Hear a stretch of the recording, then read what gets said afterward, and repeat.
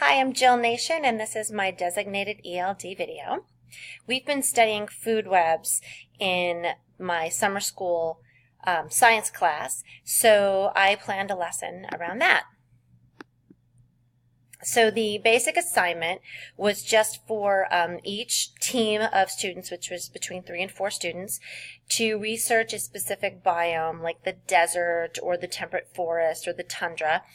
And then they had to read about it and be able to answer questions about that biome. And then they had to create a food web using at least 12 biotic organisms. And they had to identify each of those as producers, consumers, or decomposers. And they had to have at least one tertiary consumer. And then they would present this during a gallery walk.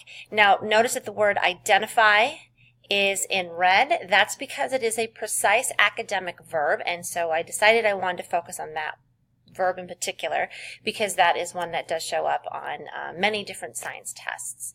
So they had to be able to tell me what identify means and then also complete the assignment. I gave them an example of what one would look like. This is not one of the biomes that they were assigned, so that they couldn't just copy something directly from me.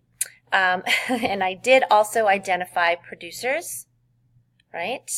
And primary consumers, secondary consumers, and tertiary consumers, so they could see that as well, further instilling in them that word identify.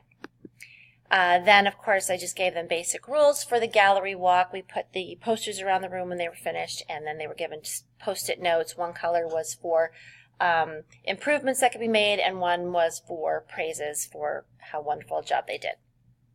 And then they would put them on the appropriate posters. So here's an example of one of the posters that the kids did. And this was a good example of what I was looking for, other than they did not label the primary, secondary, and tertiary consumers, and they did not label the producers. So this would be something that they would work on, and that was what the Post-it had said. Remove the Post-it so you could see the whole poster.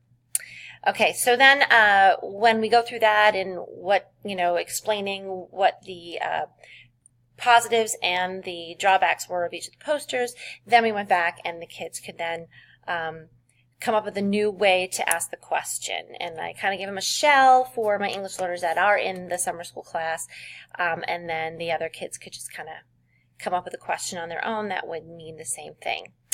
So, and that worked really well, and I feel like the next time the students see a question that asks them to identify something, they will be able to answer the question correctly.